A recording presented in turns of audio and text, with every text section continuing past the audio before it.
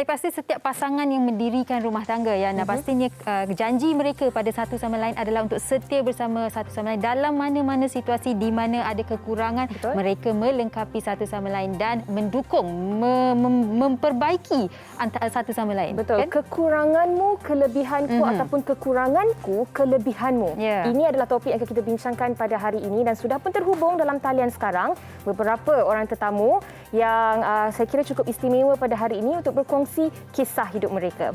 Okey, yang pertama sekali kita bersama dengan Dr. Aizan Sofia Amin yang merupakan pensyarah kanan program kerja sosial Pusat Kajian Psikologi dan Kesejahteraan Manusia UKM.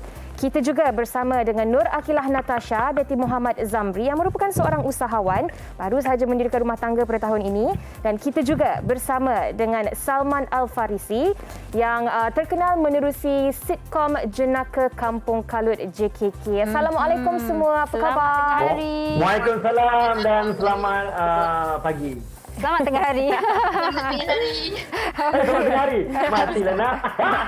Okey, baik. Kekuranganmu, kelebihanku. Kita mulakan dahulu dengan Dr. Aizan. Ya. Doktor, apabila kita bercakap kekurangan, mungkinlah ramai orang mengaitkannya dengan kekurangan secara fizikal. Tetapi bagi doktor sendiri, apabila kita bercakap kekuranganmu itu dalam aspek hikayat perkahwinan, bagaimana doktor mentafsirnya? Okay, bismillahirrahmanirrahim. Assalamualaikum warahmatullahi wabarakatuh. Selamat tengah hari kepada pengacara dan juga rakan panelis kita pada tengah hari ini dan kepada semua penonton. Okey, saya melihat apabila kita berbicara tentang kekuranganmu, kelebihanku, ia lebih merujuk kepada, kalau dalam psikologi kita ada unconditional love atau cinta tanpa syarat, kasih sayang tanpa syarat. Kalau kita lihat kan kasih sayang seorang ibu bagaimana, walaupun mana teruk pun anak tu nakal macam mana ke, buat macam mana ke, tetap juga sayang tanpa alasan, tanpa syarat yang ditetapkan. Begitu jugalah saya melihat pasangan-pasangan yang dapat menerima kekurangan pasangannya sebagai satu kasih sayang tanpa syarat, tanpa sebab, tanpa alasan. Jadi apabila kita telah menyayangi seseorang itu dengan ikhlas, tanpa meletakkan syarat-syarat, contoh, saya sayang awak sebab awak cantik. Jadi bagaimana kalau hilangnya cantik itu? Katakanlah tiba-tiba aksiden ke, dah tak cantik, adakah masih sayang lagi? Dan kalau kita kata saya sayang awak sebab awak kaya, tiba-tiba jadi jatuh miskin kan? Adakah masih sayang lagi? Jadi saya melihat mereka yang dapat menerima pasangan dengan yang ada kekurangan, ini adalah kerana sayangnya mereka itu tanpa syarat yang ditetapkan. Jadi itulah sebenarnya. Dan kalau dalam teori hierarki Maslow, kita memang ada keperluan untuk kasih sayang itu pada tahap yang ketiga, selepas keperluan makanan dan selepas keperluan keselamatan. Jadi semua orang memang memerlukan kasih sayang, dan bagaimana kita nak mendefinisikan kasih sayang kita kepada pasangan kita. Saya suka segi apa yang Dr. Aizan katakan tadi tentang unconditional love, cinta ataupun kasih sayang yang tidak bersyarat. Dan sebenarnya sangat-sangat mencerminkan topik kita pada hari ini, yang tidak kiralah apa saja kekurangan kita ataupun kelebihan pasangan kita, kita terima seadanya. Dan ini juga yang saya nak tanya kepada Natasha, tetapi sebelum itu kami ada satu perkongsian yang ingin kami kongsikan bersama dengan anda. Silakan. Setia hingga hujung nyawa. Itulah antara prinsip hidup Muhammad Izmit Iswan Ismail, 38 tahun atau lebih dikenali sebagai Izmit, bersama suri hati hidupnya. Meskipun mengetahui isterinya diuji dengan masalah kesihatan sebelum mereka bergelar suami isteri lagi, namun Izmit tetap setia dan menerima isterinya dengan seadanya, biarpun insan tersayang disahkan menghidapkan payudara tahap 3 kira-kira 3 tahun yang lalu pada ketika itu. Selepas 10 hari kami menikah, isteri saya terpaksa buang payudara kedua-dua belah disebabkan tak nak merebak ke tempat-tempat lain. Bila masa berlalu, kami mempunyai seorang cahaya mata, dan selepas beberapa bulan, 2-3 bulan, kami buat follow up di hospital nak tengok keadaan kanser isteri saya. Doktor mengatakan masa tu cerita ni tidak baik, mengatakan isteri saya dah ke stage 4, kanser dia dah merebak ke tempat lain lah. Masa stage 4 ni, isteri saya dia semangat balik, dia melawan. Kita pun hidup seperti keluarga yang lain. Tapi sejak akhir ni makin tak kuat. Menurut Izmit, walaupun segala tugas di rumah kini terletak di bahunya dan rutin harian juga kian berubah, dia tetap memastikan tanggungjawab tersebut dapat digalas dengan sebaiknya. Waktu yang sama, saya kena tengok anak saya membesar seperti anak-anak lain. Sami rutin pun tiap-tiap hari bangun awal, tidur lambat. Sebab waktu yang sama saya bekerja di rumah. So rutin ni berubah. Kalau rutin saya pun pagi-pagi saya selepas subuh tu saya akan berlari, jogging, supaya saya nak ada masa untuk diri saya sekejap saja sebelum isteri dan anak saya bangun. Jauh di sudut hatinya, dia sentiasa berharap agar isterinya kembali sihat seperti sedia kala. Namun, Izmit tetap reda dengan segala ketentuan yang ditetapkan Ilahi. Pada diri saya sendiri, saya nak saya sihat,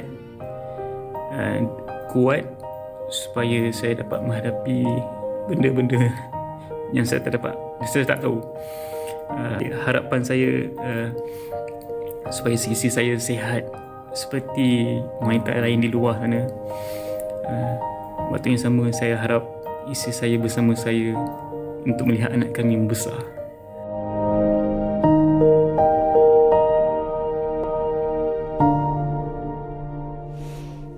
Saya kira itu tadi adalah sebuah perkongsian yang boleh membuatkan kita bergenang air mata, tersentuh jiwa dan raga, dan kita harapkan dan doakan agar pasangan suami isteri tadi, Izmit dan juga isteri, akan terus diberi kekuatan untuk mengharungi dugaan ini, insya-Allah, amin. Okey, baik, tadi sebelum paparan kisah Izmit dan suaminya, isterinya tadi, saya nak bertanya kepada Tasha. Tasha, kalau kita lihat memang seorang gadis yang cukup cantik, baru sahaja mendirikan rumah tangga awal tahun ini. Tahniah kami ucapkan kepada Tasha. Tetapi Tasha juga dilahirkan dengan keadaan di mana sebelah mata tertutup. Dan selama 22 tahun hidup ini kan Tasha, mungkin Tasha boleh kongsikan apa sebenarnya yang menjadi pembakar semangat Tasha untuk menempuh dugaan yang mendatang, terutamanya apabila dilihat kekurangan ini. Bagi saya, setiap manusia pasti diuji dengan kekurangan.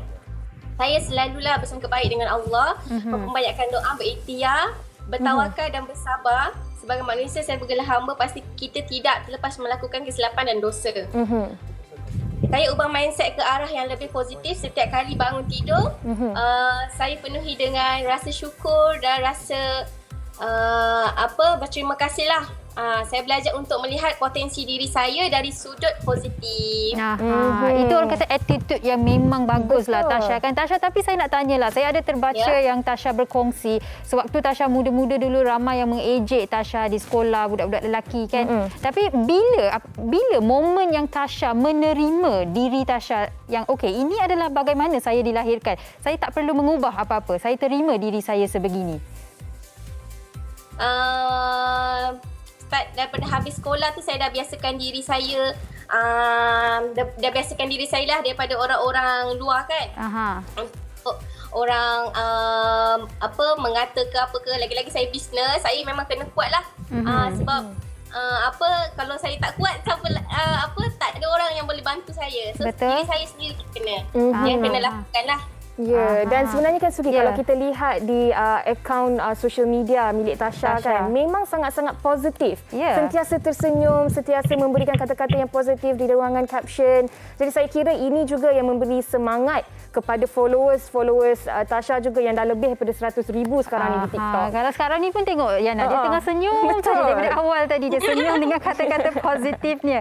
Okey, baik. Kita nak bertanya kepada Salman Al-Farisi ataupun lebih mesra lah kita panggil dia Abang Salman ya.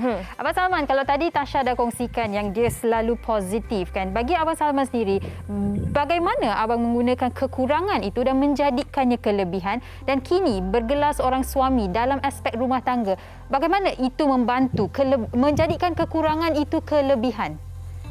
Okey, pertama sekali bismillahirrahmanirrahim. Saya ucapkan terima kasih kepada host-host kita yang ya Allah cantik-cantik, ayu-ayu ni. Dan juga kita punya panel-panel kita ada doktor, kita ada Syasha, ya Allah, semua saya ni dikelilingi oleh wanita-wanita serikali-serikali yang cantik-cantik. Wow. Dan dia dikelilingi ikan ya dekat belakang tu, background dia underwater ke tu. Okey, sebenarnya kita dalam hidup ni kita positifkan semua benda, kita positifkan. Apa saja yang yang kita alami, yang kita semua benda kita positifkan. Dan juga saya okey je, bukan okey you. Jadi apabila bercerita dalam rumah tangga, sebenarnya saya iaitu mempunyai suatu kekuatan bahawa yang pertama sekali kita bergantung harap dengan Allah, betul? Kita bergantung harap dengan Tuhan bahawa semua yang Tuhan jadikan, saya, semua orang yang ada dalam dunia ni ada hikmah dan juga ada kelebihan dan juga ada kekurangan. Betul. Yang sempurna adalah Rasulullah sallallahu alaihi wasallam. Betul? Betul. Jadi dengan secara langsung itu adalah satu semangat, satu inspirasi buat saya bahawa saya menggelarkan diri saya okey je. Saya bukan okey you. Dan juga sebarang apa, tapi walau macam mana pun saya mengaku lah kan, saya ni serba kekurangan. Saya daripada pinggang sehinggalah ke kaki, saya memang tidak sama dengan orang lain. Tetapi bukan itu adalah kelemahan saya. Tetapi saya melihat dari segi positifnya di mana kelebihan saya. Saya boleh kita kena tingkatkan diri kita daripada kelemahan itu. Itu yang paling utama. Dan yang paling utama sekali sebenarnya ilmu lah.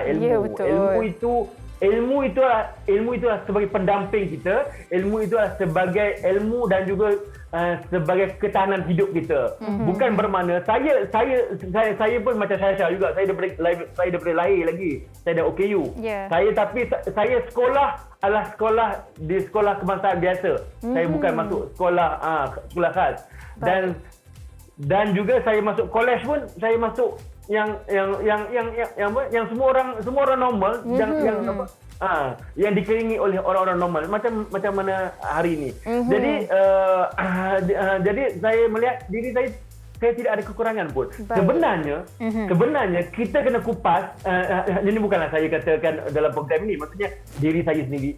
Kita kena kupas di mana kelemahan kita, iaitu kita adab kita, akhlak kita, betul. Kalau dalam agama Islam ni di mana ibadah kita, itu yang kita kena fikirkan. Kita kena koreksi diri kita di situ, bukan koreksi pada fizikal kita. Fizikal kita ni apa barang, semua orang akan menempuhnya, betul tak? Betul. Dan Abang Salman, macam yang Fitri Yahya katakan tadi lah, bagaimana sebenarnya kita menyantuni kekurangan pasangan kita dan bagaimana pasangan kita sebenarnya menyantuni kekurangan kita. Dan Dr. Azlan, kalau boleh kongsikan juga, kalau kita bercakap pasal perhubungan rumah tangga ni kan, macam yang Sugi katakan tadi juga, setiap orang ada kelebihan, ada kekurangannya. Tetapi penting kepada kita menjadi pasangan tersebut adalah untuk memahami karakter dan bagaimana pasangan kita itu, supaya nanti apabila ada kekurangan ataupun ada kelebihannya, kita boleh mewujudkan keluarga yang lebih sakinah, mawadah, warahmah. Dr. Azlan. Allah, mak dahsyat betul lah host kita hari ini. Okey, dia begini. Sebenarnya kan, sebelum kita mendirikan rumah tangga, kita kena fahamkan dahulu kita punya pasangan. Sebab isteri-isteri saya semua normal. Jadi kena fahamkan bahawa suami awak ini bukan kekurangan tetapi kelebihan yang awak kena sanjung, awak kena hormat, awak kena berikan tanggungjawab sepenuhnya kepadanya. Sebab apabila awak sudah berjanji akan bersama dengan saya sehidup semati macam Laila Laila Majnun lah. Jadi dia akan faham, dia akan semakin hari semakin bersama kita tu dia akan faham. Di situlah sebenarnya itu sebab gunanya ilmu. Kita kena fahamkan pasangan kita. Sama juga apabila kita sudah berumah tangga. Sebenarnya rumah tangga ni seperti macam doktor cakap tadi kan, bahawa kita bukan sekadar untuk hiburan, betul? Kalau hiburan mohon maaf saya cakap, haiwan pun ada juga perasaan untuk berhibur, betul? Akan tetapi kita sebagai manusia apa dia? Tanggungjawab, betul? Kita berikan kebahagiaan, kita berikan ialah maksudnya nafkah tu dah tentulah kan. Tetapi sebenarnya dalam rumah tangga yang bahagia, yang indah, yang cantik sebenarnya adalah terletaknya iaitu kebahagiaan dan juga ketenangan hidup. Kebahagiaan dan ketenangan hidup. Betul, Yana. Doktor, itu pendapat yang dikongsikan oleh Abang Salman dan dah 2 kali menyebut perkataan ilmu itu. Jadi mungkin kami nak tujukan soalan itu kepada doktor jugalah. Bagaimana ataupun apa antara ilmu yang pasangan harus ada, suami atau isteri, untuk menyantuni kekurangan pada pasangan mereka? Okey, banyak yang dah disebutkan oleh Abang Salman tadi kan dan juga Syahkan juga. Okey, antara perkara pertamalah saya rasa sebelum kita melihat dalam aspek konteks ilmu tu, pertama adalah hati dulu. Jadi kalau kita ingin menerima pasangan kita, kena mencintai, menyayangi dengan ikhlas. Bila dengan ikhlas tu kita je yang tahu kan, adakah kita betul-betul ikhlas menyayangi seseorang itu atau kita ada sebab-sebab kita. Dan yang kedua, perlu menerima bila kita dah ikhlas menyayangi seseorang, kita perlu menerima pasangan seadanya kerana kita tahu tak ada yang sempurna. Tak ada siapa yang sempurna kecuali baginda Rasulullah SAW. Dan bagaimana kita nak membina penerimaan sepenuhnya tu. Jadi perlu ada komunikasi, komunikasi yang baik antara pasangan. Sebab banyak masalah perkahwinan itu terjadi kerana kurangnya komunikasi berkesan antara pasangan, menyebabkan persefahaman itu tidak dapat dijalinkan kan. Banyak yang memendam rasa. Bila rasa tak puas hati, memanglah kita tak sempurna. Orang yang tak sempurna jumpa orang tak sempurna, ada je lah nampak yang tak sempurna kan. Jadi kita mula rasa tak puas hati, rasa macam ada yang tak kena. Jadi kena communicate dengan pasangan, bagi tahu apa yang kita tak suka dia buat, apa yang kita nak dia lakukan. Jadi dengan dengan komunikasi, berterus terang dengan pasangan, memberitahu apa yang kita suka, apa yang kita tak suka. Jadi kalau kita betul-betul ikhlas menyayangi dia, kita akan usaha lakukan yang terbaik. Kita nak membahagiakan. Kerana pada saya, mencintai atau menyayangi itu adalah bermaksud membahagiakan. Jadi bila kita menyayangi seseorang, kita nak membahagiakan dia. Bila kita nak membahagiakan dia, kita akan cuba buat yang terbaik dengan mencari cara lah bagaimana kita boleh membahagiakan pasangan kita. Dan yang terakhir mungkin tips daripada saya adalah dengan mencari kelebihan pasangan dan dengan kekurangan pasangan. Kalau kita sentiasa mencari kelebihan, kita dah tertutup dah mata kita dengan kekurangan-kekurangan tu. Tapi kalau kita sentiasa nak cari kelemahan dia, walaupun ada kelemahan, kekurangan, kita akan jumpa juga. Orang kita nak salah. Jadi apa yang kurang itu kita lengkapkan, apa yang lebih itu kita raikan pasangan kita. Jadi kalau ada kesepahaman dan kasih sayang itu dapat dibina dengan baik, komunikasi dapat dijalin dengan baik, dan insya-Allah pasangan itu akan lebih harmoni dan bahagia apabila sama-sama ingin saling membahagiakan. Orang kata sendiri communication is key. Komunikasi itu adalah kunci. Walaupun seringkali dah dikatakan mungkin ada kalangan kita yang mungkin memandang remeh tentang komunikasi. Saya rasakan doktor, mungkin komunikasi ni adalah asas dalam mana-mana perhubungan, apatah lagi dalam rumah tangga kan. Baik, kita nak dengarkan pendapat daripada Tasha. Tapi sebelum itu, kami nak kongsikan bersama dengan anda pendapat orang ramai berkaitan dengan topik kita pada hari ini. Jom kita tengok.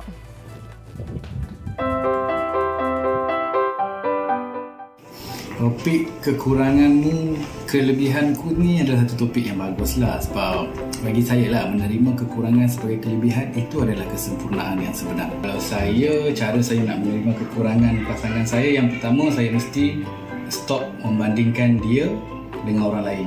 Kalau kita bandingkan dengan orang lain, kita akan lebih nampak kelemahan dia. Yang nombor dua, biasanya saya akan fokus untuk mencintai kelebihan dia.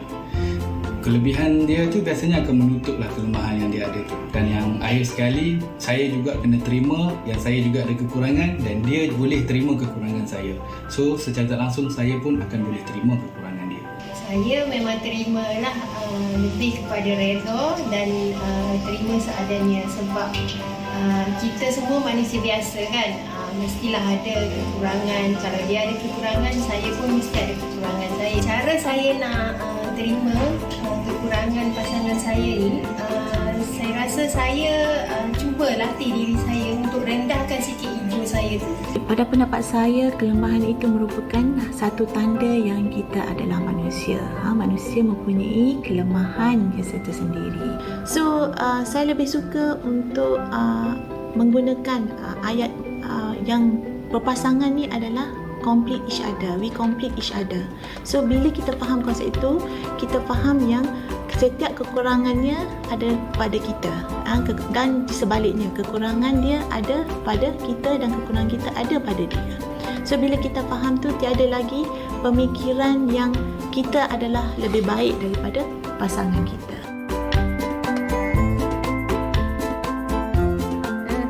Sering kali berkata saling melengkapi satu sama lain. Tapi adakah kita betul-betul faham apakah maksud saling melengkapi itu? Mungkin anda boleh tanya diri anda sendiri dan pasangan anda. Tapi ini dia komen di Facebook daripada Nurmala Diana. Kedua-dua kami ada kekurangan. Suami OKU sebelah mata kanan dan saya OKU fizikal. Memang tak boleh buat kerja berat.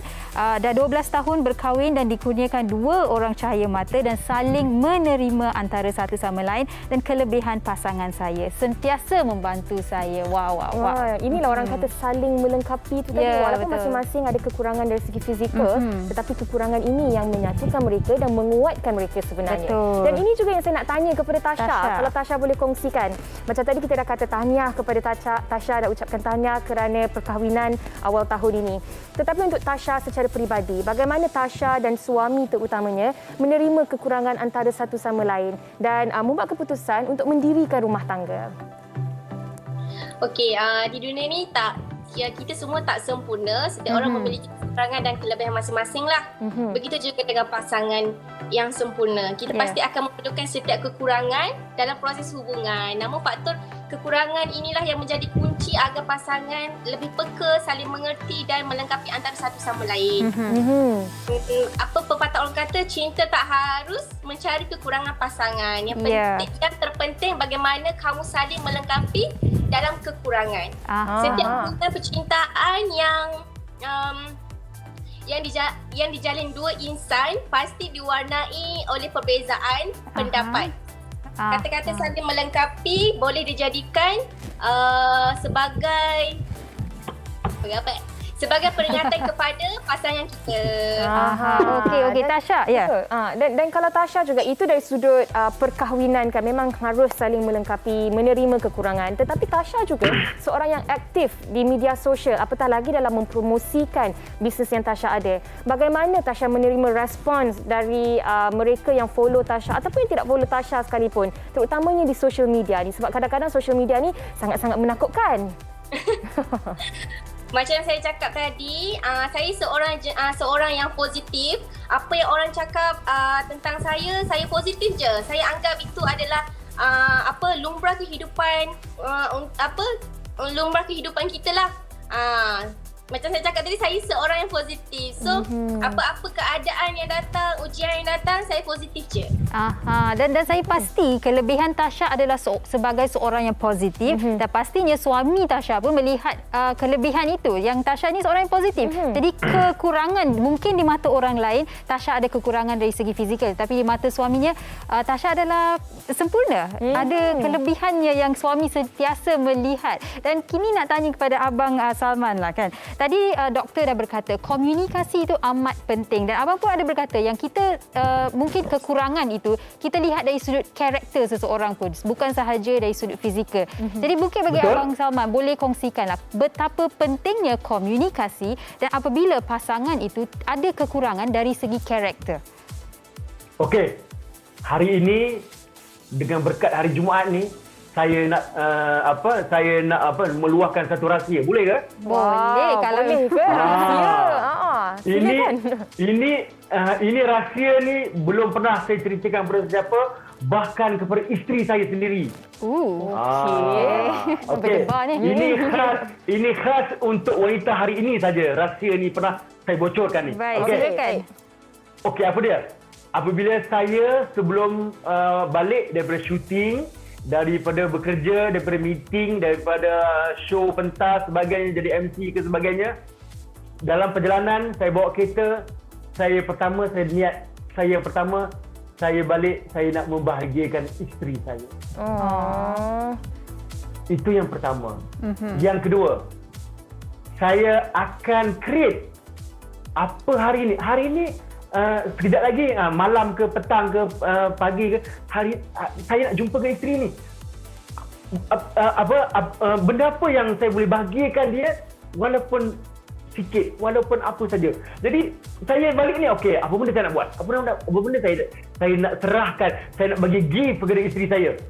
Maksudnya adalah adakah dengan kata-kata saya? Adakah dengan saya kata sayang, Assalamualaikum, apa khabar? Ataupun adakah saya kata sayang, abang balik penat, tetapi bila abang tengok sayang, hilang penat abang. Abang rasa sayang adalah syurga abang. Abang rasa sayang adalah bidadari abang.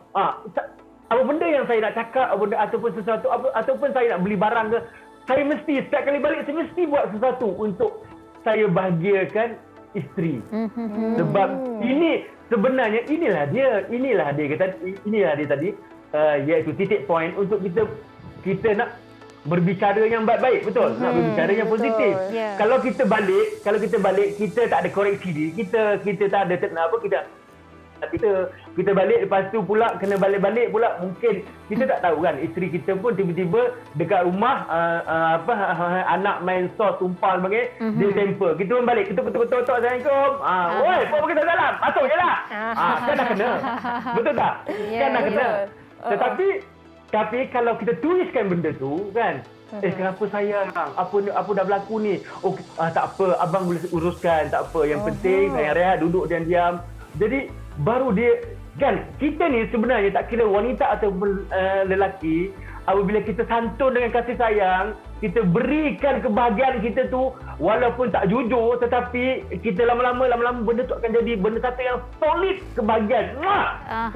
Dan macam doktor katakan tadi lah, effort itu dan komunikasi tu ya, bukan komunikasi tu bukan dia tak ada cara, ada caranya. Orang kata the art of communication. Dan terima kasih kepada Abang Salman yang rahsia itu tadi ini bukan lagi rahsia. Semua orang boleh gunakan tips yang dikongsikan oleh Abang Salman tadi. Dan Dr. Azan, di hujung perbincangan kita ni kan doktor, mungkin doktor nak kongsikan juga antara tips yang bermanfaat untuk pasangan-pasangan di luar sana tentang bagaimana walaupun dalam kekurangan yang ada, niat kita untuk mendirikan rumah tangga adalah pastinya untuk mencari kebahagiaan. Tips ya? Okey, tips saya sama macam saya sebut tadi, kita kena ikhlas menerima dan menyayangi pasangan kita tanpa syarat lah. Unconditional love tadi. Dan saya sangat setujulah dengan Abang Salman tadi mengatakan bahawa dia balik tu, Abang Salman ni nak membahagiakan isteri dia. Jadi sebenarnya menyayangi bermaksud membahagiakan. Kalau kita betul-betul sayang seseorang tanpa syarat, maksudnya kita sayang dia bukan sebab dia kaya, bukan sebab dia cantik, bukan sebab dia pandai ambil hati kita, tapi kita memang sayang dia seadanya, menerima kekurangan dan kelebihan dia, maka kita akan berusaha sepenuhnya yang terbaik untuk membahagiakan dia. Jadi untuk kita membahagiakan pasangan kita, pertama kita kena bahagiakan dulu hati kita. Kalau kita tak bahagia kan, asyik nak marah aja, asyik tak puas hati je dengan orang. Ada je yang tak kena kan, kita tengok semuanya dari sudut kacamata yang negatif. maka macam mana kita nak membahagiakan orang lain. Jadi sebelum kita membahagiakan pasangan kita, sebelum kita membahagiakan orang lain, kita kena bahagiakan dulu diri kita, positifkan diri kita. Saya suka dengan attitude Shasha kan, positif. Jadi dia melihat apabila dia menjadi seorang yang positif, maka kita akan mengalirkan aura-aura yang positif. Tapi kalau kita negatif kan, puas hati je, ada je yang tak kena asyik nak marah kan. Betul. Jadi aura negatif jugalah akan dipancarkan kepada pasangan dan individu-individu di sekeliling kita. Saya suka yang doktor tekankan di situ yang sebelum kita membahagiakan orang lain, kita harus membahagiakan diri kita sendiri. Betul. Dan #deep. Betul. Dan kadang-kadang ialah doktor, kita sebagai manusia ada momen yang kita positif, ada momen yang kita negatif, tetapi kita cuba untuk positifkan momen-momen yang negatif itu. Ya. Okey, baik Yana, sebelum kita berundur diri dengan tetamu kita, Abang Salman ada sesuatu nak dikongsikan ya berkaitan dengan JKK. Silakan Abang Salman. Saya difahamkan untuk wanita hari ini bersiaran selama 2 jam. Ini sekejap ini. Sejam kan ada 2 jam. Malam ni ada sesuatu istimewa. Kita nak cerita tentang bahagia sekejap ni, cerita tentang bahagia. Aduh,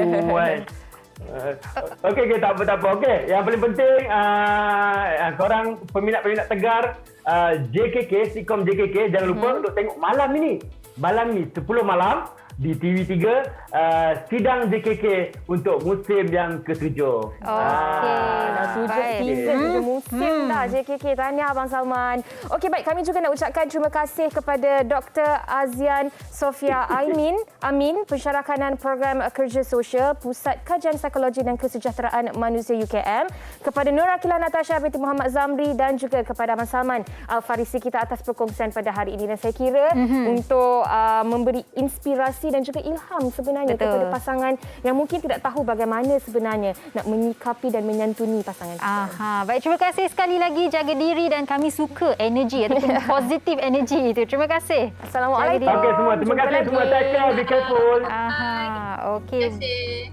Baik, dan anda di rumah yang berkongsi komen-komen di Facebook, terima kasih juga atas perkongsian anda dan kita akan berhenti berehat seketika, kembali selepas ini di WHI. Wanita hari ini.